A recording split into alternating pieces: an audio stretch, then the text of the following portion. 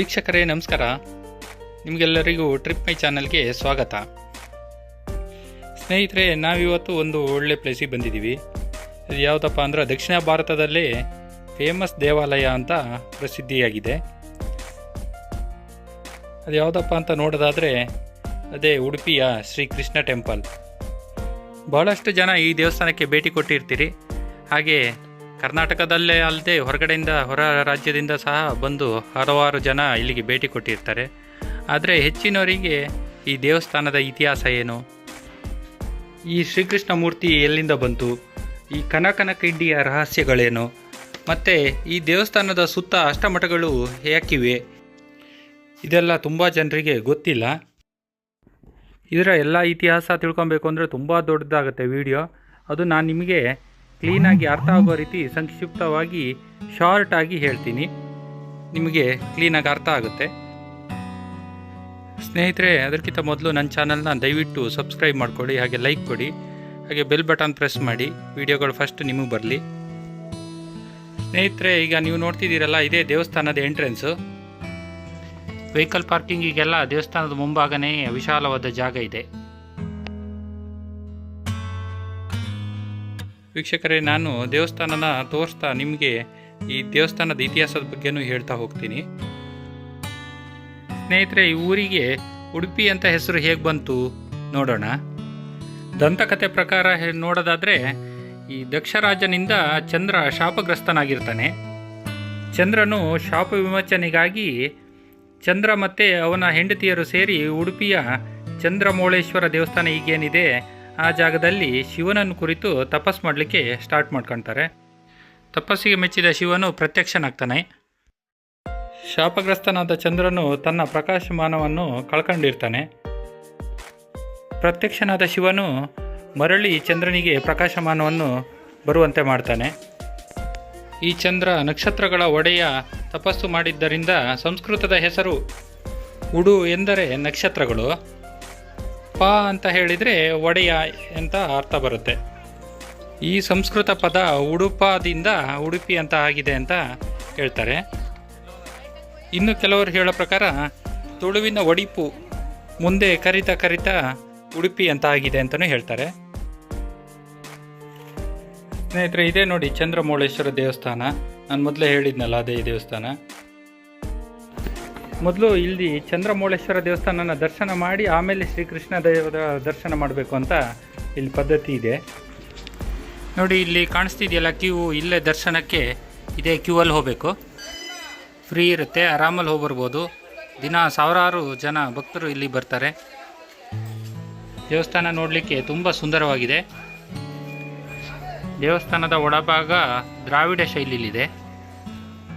ಈಗ ನೀವು ನೋಡ್ತಿರೋದು ದೇವಸ್ಥಾನದ ಮುಂಭಾಗ. ಇದು ಇಲ್ಲಿ ಶ್ರೀಕೃಷ್ಣ ಟೆಂಪಲ್ನೇ ಶ್ರೀಕೃಷ್ಣ ಮಠ ಅಂತಲೂ ಕರೀತಾರೆ.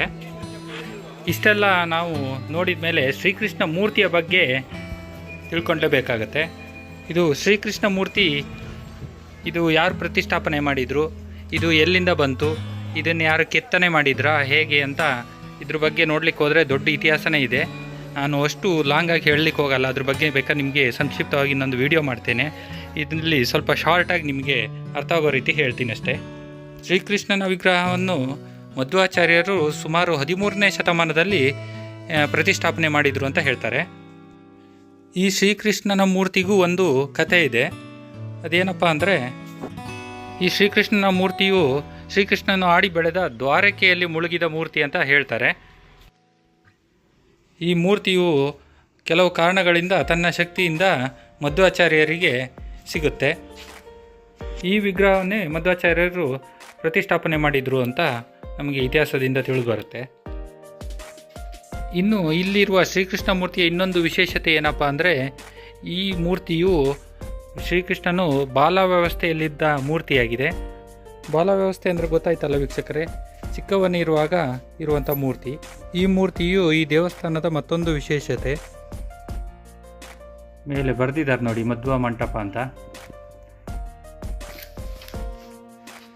ಒಳಗಡೆ ಎಲ್ಲ ಸ್ವಲ್ಪ ಪರವಾಗಿಲ್ಲ, ನೀಟಾಗಿ ಇಟ್ಟಿದ್ದಾರೆ. ನೀವು ಇಲ್ಲಿ ಕಾಣಿಸ್ತಿರೋದು ಆಂಜನೇಯನ ಮೂರ್ತಿ. ಅದು ದೇವಸ್ಥಾನದ ಒಳಾಂಗಣದಲ್ಲೇ ಇದೆ. ಇದು ಬೃಂದಾವನ ವೀಕ್ಷಕರೇ. ಇದು ಗುರುಗಳ ಸಮಾಧಿ ಇರುವ ಸ್ಥಳ ಅಂತ ಹೇಳ್ತಾರೆ. ಸ್ನೇಹಿತರೆ, ನಾವು ಇಷ್ಟೆಲ್ಲ ತಿಳ್ಕೊಂಡ್ಮೇಲೆ ಈ ಕನಕನ ಕಿಂಡಿ ಬಗ್ಗೆ ನಾವು ತಿಳ್ಕೊಂಡ್ಲೇಬೇಕು. ಇದರ ಇತಿಹಾಸನೂ ಸಖತ್ತಾಗಿದೆ. ಇತಿಹಾಸದ ಪ್ರಕಾರ ಸಾವಿರಾರು ವರ್ಷಗಳ ಹಿಂದೆ ಸಾಮಾನ್ಯ ಜನರಿಗೆ ಶ್ರೀಕೃಷ್ಣನ ದರ್ಶನಕ್ಕೆ ಅನುಮತಿ ನೀಡ್ತಿರಲಿಲ್ಲ. ಈ ಸಮಯದಲ್ಲಿ ಬಂದ ಕನಕದಾಸರಿಗೂ ಶ್ರೀಕೃಷ್ಣನ ದರ್ಶನ ನೀಡಲಿಕ್ಕೆ ಒಳಗಡೆ ಬಿಡೋದಿಲ್ಲ. ಪರಿಪರಿಯಾಗಿ ಬೇಡ್ಕೊಂಡ್ರೂ ಶ್ರೀಕೃಷ್ಣನ ದರ್ಶನ ಇವರಿಗೆ ಸಿಗಲ್ಲ. ಆ ಟೈಮಲ್ಲಿ ಕನಕದಾಸರು ದೇವಾಲಯದ ಹಿಂಭಾಗ ಬಂದು ಶ್ರೀಕೃಷ್ಣನ ಕುರಿತು ಭಕ್ತಿಯಿಂದ ಪ್ರಾರ್ಥಿಸಿ ಹಾಡೋಕ್ಕೆ ಶುರು ಮಾಡ್ತಾರೆ. ಈ ಸಮಯದಲ್ಲಿ ಭಕ್ತಿಗೆ ಒಲಿದ ಶ್ರೀಕೃಷ್ಣನು ದೇವಾಲಯದ ಹಿಂಭಾಗದ ಗೋಡೆ ಬಿರುಕು ಬಿಡುವುದರೊಂದಿಗೆ ಕನಕದಾಸರ ಕಡೆ ತಿರುಗಿ ಅವರಿಗೆ ದರ್ಶನ ನೀಡ್ತಾರೆ. ಅಲ್ಲಿಂದ ಇದು ಕನಕನ ಕಿಂಡಿ ಎಂದು ಪ್ರಸಿದ್ಧಿಯಾಯಿತು. ಆ ಬಿರುಕು ಮೂಡಿದ ಜಾಗದಲ್ಲಿ ಆಮೇಲೆ ಕಿಟಿಕಿಯೊಂದನ್ನು ಕೂರಿಸಲಾಯಿತು. ಇದರಿಂದನೇ ನಮಗೆ ಅರ್ಥ ಆಗುತ್ತೆ ವೀಕ್ಷಕರೇ, ಶ್ರೀಕೃಷ್ಣನನ್ನು ಭಕ್ತಿಯಿಂದ ಪ್ರಾರ್ಥನೆ ಮಾಡಿದ್ರೆ ಎಲ್ಲರಿಗೂ ಒಲಿತಾನೆ ಅಂತ. ಸ್ನೇಹಿತರೆ, ನೀವೀಗ ನೋಡ್ತಿದ್ದೀರಲ್ಲ, ಇದೇ ಕನಕನ ಕಿಂಡಿ. ಕನಕದಾಸರಿಗೆ ದರ್ಶನ ನೀಡಿದ ಇದೇ ಕನಕನ ಕಿಂಡಿ. ಒಳಗಡೆ ನವರಂಧ್ರವನ್ನು ಹೊಂದಿರುವ ಕಿಟಕಿಯಿಂದ ದರ್ಶನ ನೀಡ್ತಾರೆ. ಇದು ಮಧ್ವ ಕೆರೆ. ಇಲ್ಲಿ ಶ್ರೀಕೃಷ್ಣ ಮೂರ್ತಿಯನ್ನು ಶುದ್ಧೀಕರಿಸಿ ನಂತರ ಪ್ರತಿಷ್ಠಾಪಿಸಲಾಯಿತು ಅಂತ ಹೇಳ್ತಾರೆ. ವೀಕ್ಷಕರೇ, ಇಲ್ಲಿ ನೋಡಿ, ಇದೇ ಭೋಜನ ಶಾಲೆಗೆ ಹೋಗೋ ದಾರಿ.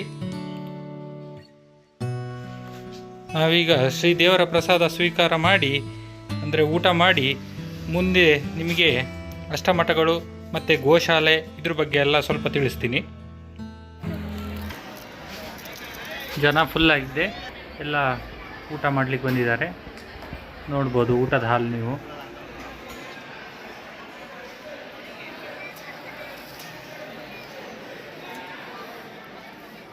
ಊಟ ಆಯಿತು ಸ್ನೇಹಿತರೆ. ಈಗ ಮುಂದೆ ಗೋಶಾಲೆ ನೋಡ್ಲಿಕ್ಕೆ ಹೋಗೋಣ ಬನ್ನಿ, ಹೇಗಿದೆ ಗೋಶಾಲೆ ಅಂತ.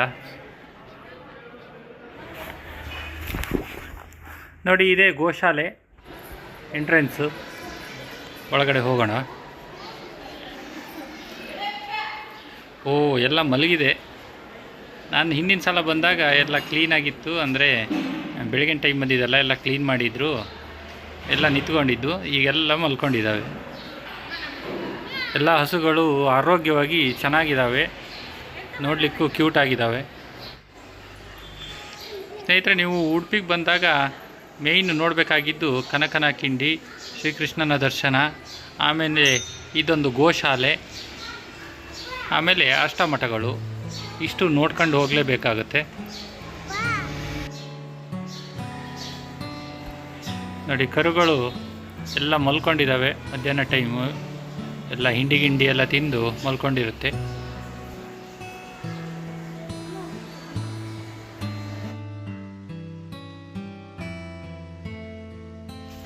ಗೋಶಾಲೆ ನೀಟಾಗಿಟ್ಟಿದ್ದಾರೆ. ಹೊರಗಡೆಯಿಂದ ತಂದ ಎಂಥ ತಿಂಡಿ ಇಂಥವೆಲ್ಲ ಕೊಡಾಗಿಲ್ಲ ಹಸುಗಳಿಗೆ.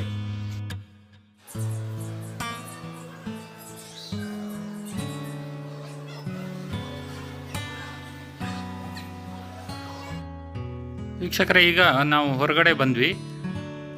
ಹೊರಗಡೆ ಬಂದರೆ ನೀವು ದೇವಸ್ಥಾನದ ಸಮೀಪ ಅಷ್ಟಮಠಗಳನ್ನು ನೋಡ್ಬೋದು. ದೇವಸ್ಥಾನದ ಪಕ್ಕನೇ ಅಷ್ಟಮಠಗಳಿದೆ. ಈ ಅಷ್ಟಮಠಗಳನ್ನು 13ನೇ ಶತಮಾನದಲ್ಲಿ ಮಧ್ವಾಚಾರ್ಯರೇ ಸ್ಥಾಪನೆ ಮಾಡಿದ್ದಾರೆ. ನಿಮಗೆ ಈ ಅಷ್ಟಮಠಗಳ ಇತಿಹಾಸ ಬೇಕು ಅಂತಾದರೆ ನನ್ನದೇ ಇನ್ನೊಂದು ವಿಡಿಯೋ ಇದೆ, ಅದನ್ನು ಲಿಂಕನ್ನು ಡಿಸ್ಕ್ರಿಪ್ಷನಲ್ಲಿ ಹಾಕಿರ್ತೀನಿ, ನೀವು ನೋಡ್ಬೋದು. ಇಲ್ಲಿರುವ ಅಷ್ಟಮಠಗಳೇ ಶ್ರೀಕೃಷ್ಣ ಮಠದ ಆಡಳಿತ ನೋಡ್ಕೊಳೋದು. ಇಲ್ಲಿ ಒಂದೊಂದು ಮಠನೂ 2 ವರ್ಷ ಶ್ರೀಕೃಷ್ಣ ಮಠದ ಅಧಿಕಾರ ನೋಡ್ಕೊಳುತ್ತೆ. ಇಲ್ಲಿ ಒಂದು ಮಠದಿಂದ ಇನ್ನೊಂದು ಮಠಕ್ಕೆ 2 ವರ್ಷಕ್ಕೊಮ್ಮೆ ಆಡಳಿತ ವರ್ಗಾವಣೆ ಆಗುತ್ತೆ. ಅದನ್ನು ಪರ್ಯಾಯ ಅಂತ ಭಾಳ ವಿಜೃಂಭಣೆಯಿಂದ ಮುನ್ನಡೆಸ್ತಾರೆ.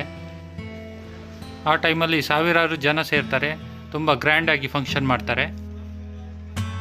ಸ್ನೇಹಿತರೆ, ಈ ಉಡುಪಿ ಟೆಂಪಲ್ ಏನಿದೆ ಇದು ಬಸ್ ಸ್ಟ್ಯಾಂಡಿಗೆ ನಿಯರ್ ಇದೆ. ನೀವು ಬಸ್ ಇಳ್ಕೊಂಡು ನಡ್ಕೊಂಡೇ ಹೋಗ್ಬೋದು, ಅಷ್ಟು ಹತ್ತಿರದಲ್ಲಿದೆ.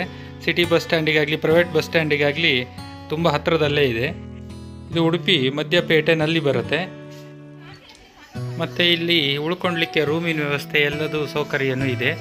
ಇಲ್ಲಿ ಸಣ್ಣ ರೂಮಿಂದ ಹಿಡಿದು ಲಕ್ಸುರಿ ರೂಮ್ವರೆಗೂ ಎಲ್ಲ ವ್ಯವಸ್ಥೆನೂ ಇದೆ. ನೀವು ಉಡುಪಿಗೆ ಬಂದರೆ ಇಲ್ಲೇ ಸಮೀಪ ಹಲವಾರು ಪ್ಲೇಸ್ಗಳು ಇದೆ. ನೀವು ಮಲ್ಪೆ ಆಗಲಿ, ಮಣಿಪಾಲ್ ಆಗಲಿ, ಆಗುಂಬೆ ಆಗಲಿ, ಮಂಗಳೂರಾಗಲಿ, ಸುತ್ತಮುತ್ತ ಹಲವಾರು ಪ್ರದೇಶಗಳಿದೆ ನೋಡಲಿಕ್ಕೆ. ನೀವು ದಯವಿಟ್ಟು ಉಡುಪಿಗೆ ಬಂದರೆ ಇಲ್ಲಿ ಶ್ರೀಕೃಷ್ಣ ದೇವರ ದರ್ಶನ ಪಡ್ಕೊಂಡೇ ಹೋಗಿ. ಸ್ನೇಹಿತರೆ, ನನ್ನ ವಿಡಿಯೋ ನಿಮಗೆ ಇಷ್ಟ ಆಯಿತು ಅಂತ ಅಂದ್ಕೊಂಡಿದ್ದೀನಿ.